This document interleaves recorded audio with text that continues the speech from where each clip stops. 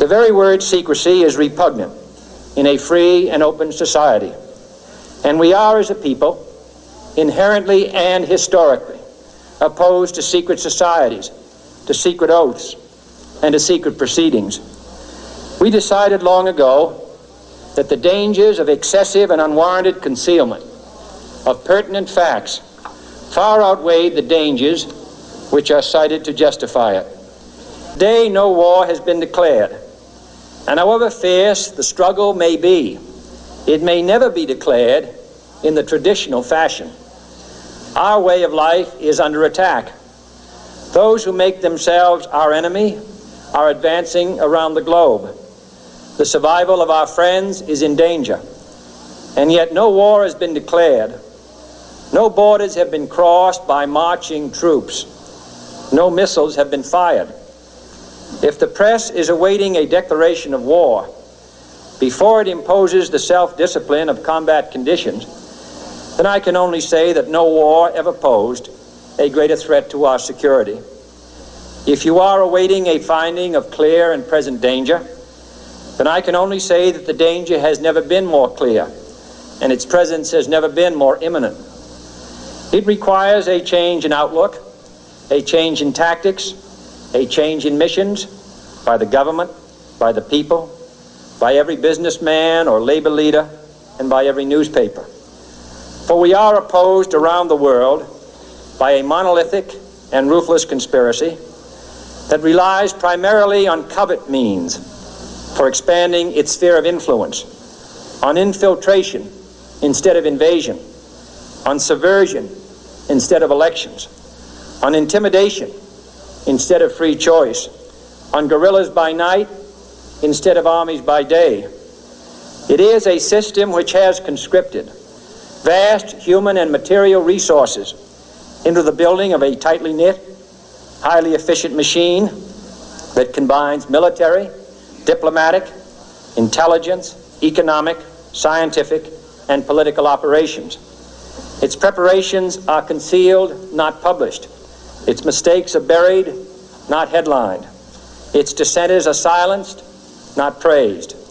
No expenditure is questioned, no rumor is printed, no secret is revealed. Formerly acknowledged as the Star of David, the move to adopt this symbol for the flag of Israel angered many Jews who realized that the symbol is in fact not the Star of David, but a hexagram symbol that was used in the ancient mystery religions. Many anti-Zionist Jews have since gone on to participate in annual flag burning rituals. It is in the biblical figure of Solomon that we can trace the true origins of the six-pointed star or hexagram. Solomon called the star the talisman of Saturn, or what became known as the Seal of Solomon. As we see, the bull's head is enclosed in a six-pointed star and surrounded by the letters composing the name Remphan, the planetary genius of Saturn, according to the alphabet of the Magi. The bull represents Moloch worship, which we will look at shortly, but first we need to examine two passages from the Bible that provide more detail on Solomon. Kings 11, 1-5 in the Bible features this passage. But King Solomon loved many foreign women, as well as the daughter of Pharaoh, women of the Moabites, Ammonites, Edomites, Sidonians, and Hittites, from the nations of whom the Lord had said to the children of Israel, "You shall not intermarry with them, nor they with you. Surely they will turn away your hearts after their gods." Solomon clung to these in love, and he had 700 wives, princesses, and 300 concubines, and his wives turned away his heart. For it was so, when Solomon was old, that his wives turned his heart after other gods, and his heart was not loyal to the Lord, his God, as was the heart of his father David. For Solomon went after Ashtoreth, the goddess of the Sidonians, and after Milcom, the abomination of the Ammonites. Ashtoreth here is a female goddess and the same goddess as Ishtar in Babylon, Isis in Egypt. The Romans called her Diana, and the Greeks Artemis, and the symbol is Venus. Milcom here is a male god, and its root word means king or Baal. It is the same god that is referred to as Moloch, or Nimrod in Babylon, Osiris in Egypt, Baal in Sidon. There are overlaps with Zeus in Greek culture and Jupiter in Roman culture. The symbol is Saturn. As the passage makes clear, Solomon fell in love with the women of Egypt and began to worship these false gods. Two other passages from the Bible directly reference the symbol of the star, or the seal of Solomon, or the talisman of Saturn. But ye have borne the tabernacle of your Moloch, and Chion your images, the star of your God, which ye made to yourselves. In another passage, just before being stoned to death by the Jews, Stephen accused the Jewish leaders. And you took up the tent of Moloch, and the star of your god Remphan, the figures which you made, in order to worship them. As you see, the star in the Bible is directly correlated with the god Moloch and Remphan. Remphan is another word for Saturn. If you study the geometry of the star, you realize it has 6 points, forms 6 equilateral triangles, and its interior forms a 6-sided hexagon. The 6 points, 6 triangles, and 6 sides of the hexagon equate to 666, the specific number that the Bible designated as the mark of the beast, or Lucifer's number. As Revelation states, "Here is wisdom. Let him that hath understanding count the number of the beast, for it is the number of a man, and his number is 666. Kings in the Bible specifically link Solomon with this number. Now the weight of gold that came to Solomon in 1 year was 666 talents of gold. The Bible specifically states that it was Solomon that used the star and not David. In fact, there is no evidence that David was ever associated with a star.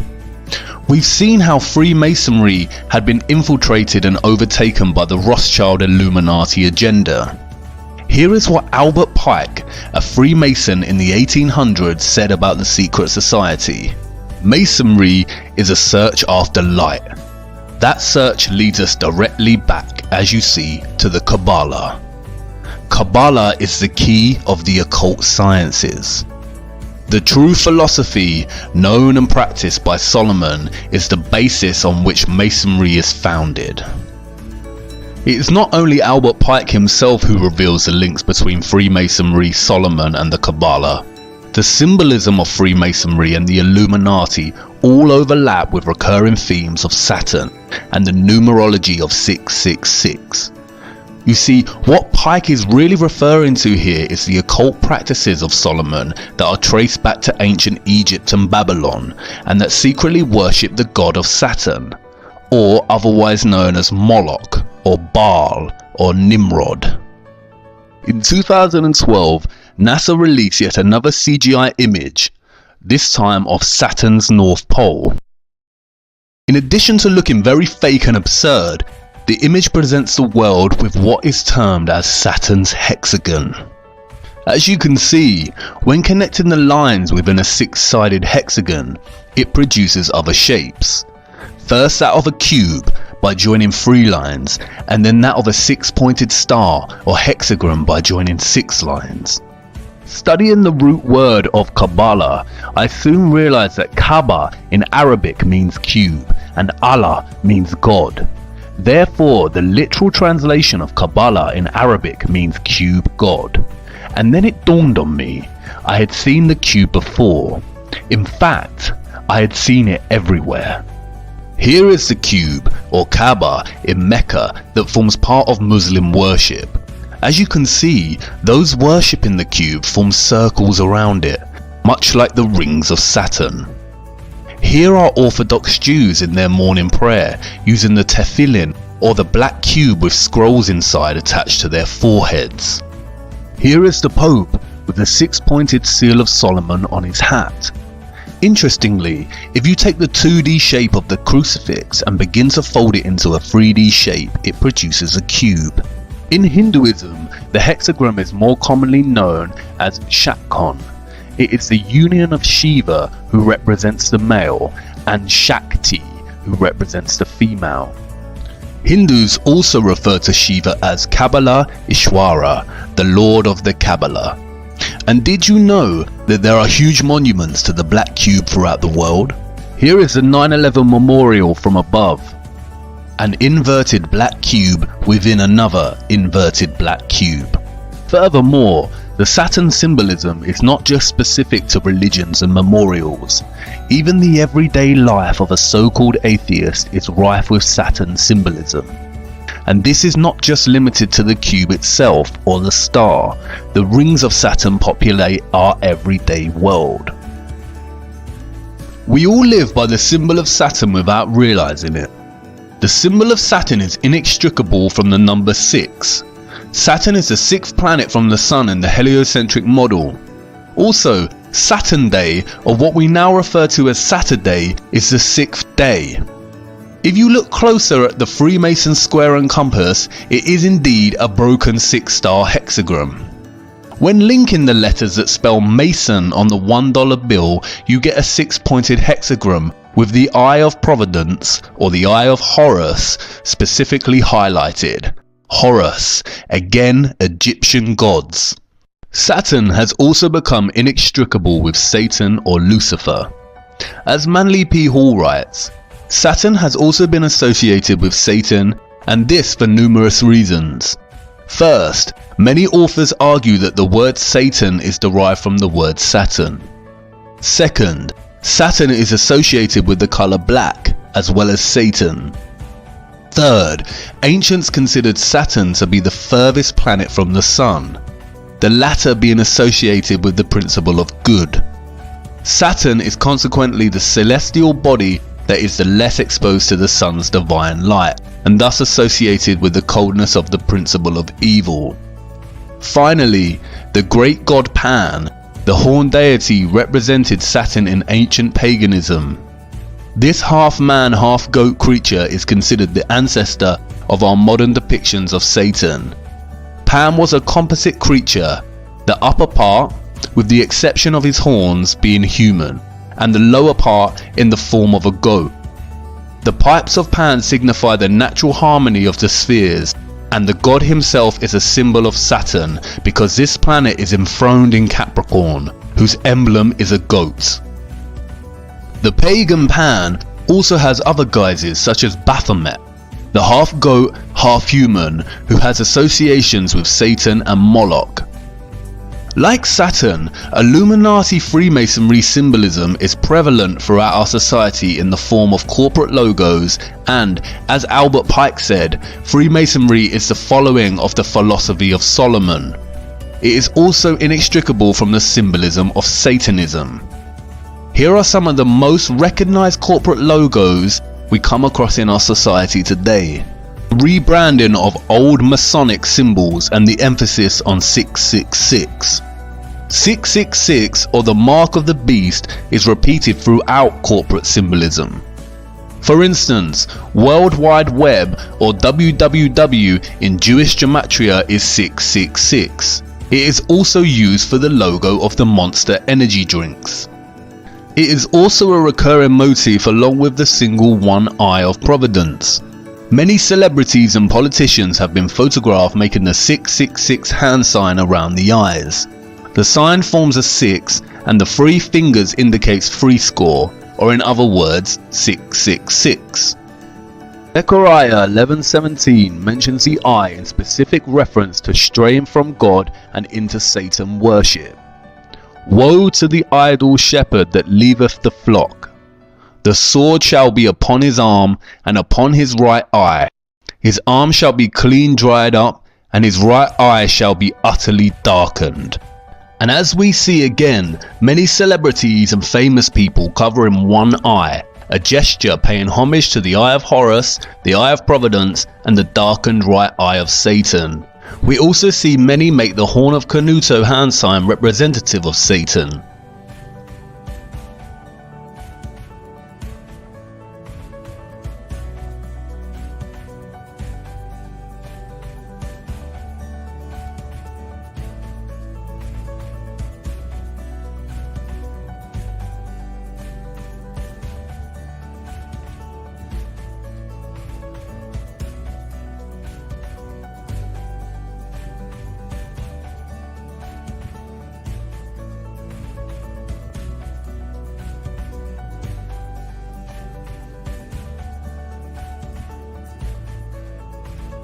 The symbolism is literally everywhere. For instance, why does the Vatican's hall look like a serpent? What are the dark serpent-like figures behind the throne? And why was the Vatican's telescope initially named Lucifer? I could go on and on about the abundance of satanic, Saturn symbols in our culture, from the prevalence of Egyptian monuments to secret gestures such as the vow of silence and the Masonic one hidden hand. But I think you get the point. And there is a wealth of information out there if you want to pursue your own research. This video is only supposed to be a very basic overview of this type of symbolism. It becomes confusing because the same symbol of Saturn or Satan keeps appearing in different eras and cultures under different guises. Much like Bauer changed his name to Rothschild, the worship of Saturn has undergone so many different iterations and changes that it becomes difficult to track. I feel that this is deliberately so. And this is the point.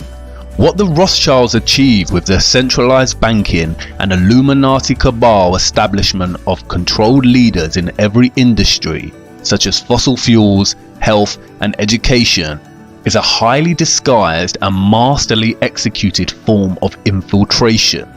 They have controlled our access to knowledge from the beginning. The Natural History Museum at Tring belonged to 2nd Baron Rothschild and is located in a Rothschild family home. The League of Nations organized the inception of the Central Natural History Museum. E.L. Rothschild Limited, a private funded family investment company and established by Sir Evelyn de Rothschild and Lynn Forrester de Rothschild, oversees a variety of Rothschild's global investments. The company currently has interests in media, real estate, agriculture and luxury goods, with a significant previous positions in financial services, technology and communications. They even own 70% of Weather Central and all of its communications. As of today, the Rothschilds own over 160 central banks and control the finances of the majority of nations on Earth. In the year 2000, there were only a few countries that did not have centrally established banks. Any nation that resists their desire to control is demonized through the media and is usually bombed under the pretense of war or terrorism. Is this starting to make sense yet? As we saw in the previous episode, all wars are deliberately choreographed, as are all politics. The opposing forces of the political left and right is all theatre to produce the illusion of choice. They are all players on the world stage whose autonomy and real governing power is limited by the elite powers such as the Rothschilds. It is the same with corporations, products and the media. The illusion of choice, when in fact they are all owned by the same top of the pyramid companies that are in the pockets of the Rothschild elite. You can discover this yourselves by just following the money. The primary aim of the Illuminati cabal is to establish Novus Ordo Seclorum, as stated on the $1 bill, and which means a new order of the ages, or a new world order. The agenda of this order is to establish a globalist one world government, with a world military, centralized banking, health, education and religion. Here we can see the former Israeli president Shimon Peres, a Rothschild puppet, meeting with the Pope to discuss uniting all religions under one world religion. And I can bet you that the one world religion would carry the symbol of Saturn. Again, I will not go into much depth about globalism and the New World Order agenda. There is a wealth of material on the internet if you are interested.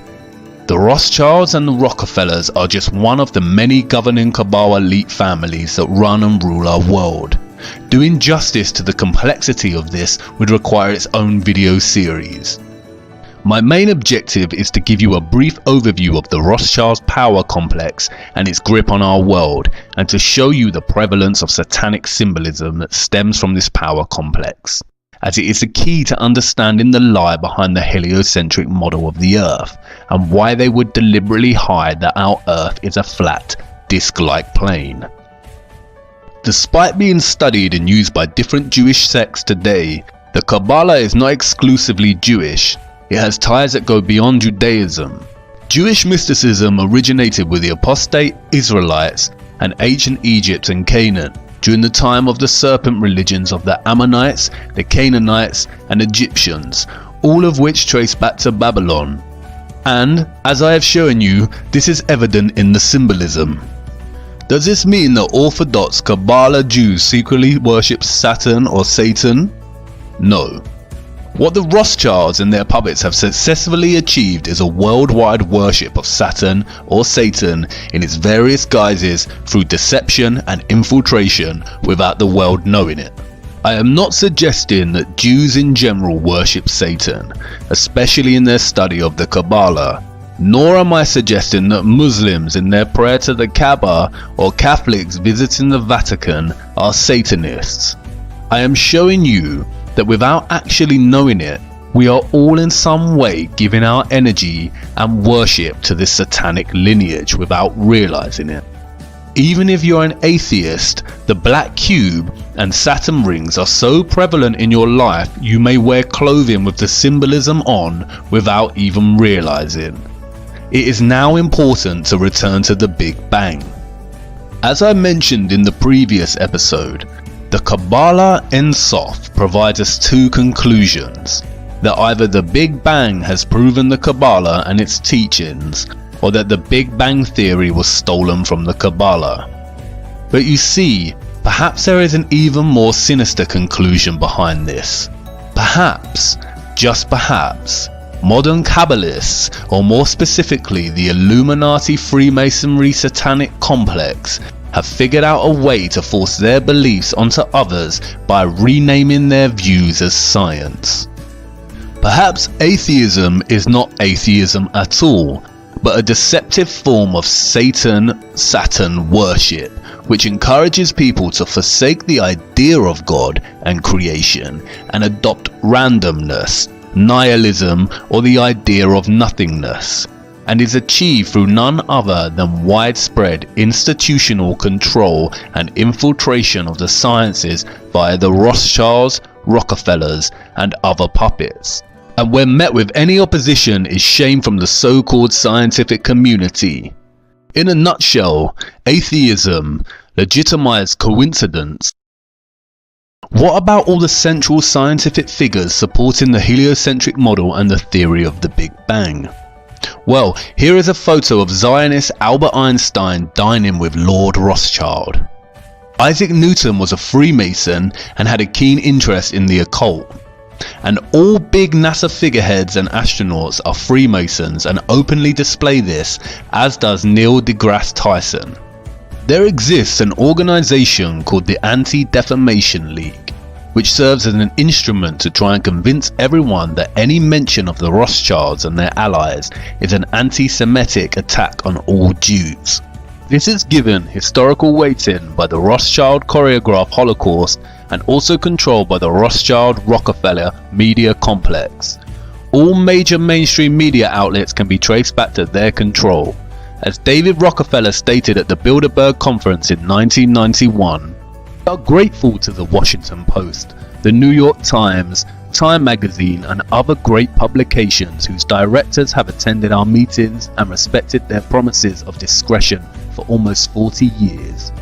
It would have been impossible for us to develop our plan for the world if we had been subjected to the lights of publicity during those years. But the world is now more sophisticated and prepared to march towards a world government. The supranatural sovereignty of an intellectual elite and world bankers is surely preferable to the national autodetermination practiced in past centuries. The official controlled narrative states that the Rothschilds are Jews. They are not. They are Satanists. Satanism is the hidden religion that rules the world, and its presence is so prevalent and insidiously woven into the fabric of our everyday lives it is shocking. Its method of control primarily centers around deceit. Just as the Mossad phrase states, by way of deception, thou shalt do war. And I want you to really marinate on this. Imagine If you're that powerful that you literally own the majority of nations on Earth and most of the world's GDP, if you had an agenda, is there anything that would be able to prevent you? Would people in power or of fame be able to speak out against you without it having dire consequences? Really consider that kind of wealth and power. It is becoming more and more evident we have been deceived on the true nature of our Earth. And I understand that what I am telling you probably sounds just as ludicrous and ridiculous as when I first mentioned that the Earth is flat. And I know you are on the brink of turning this off and writing it off as garbage conspiracy theory.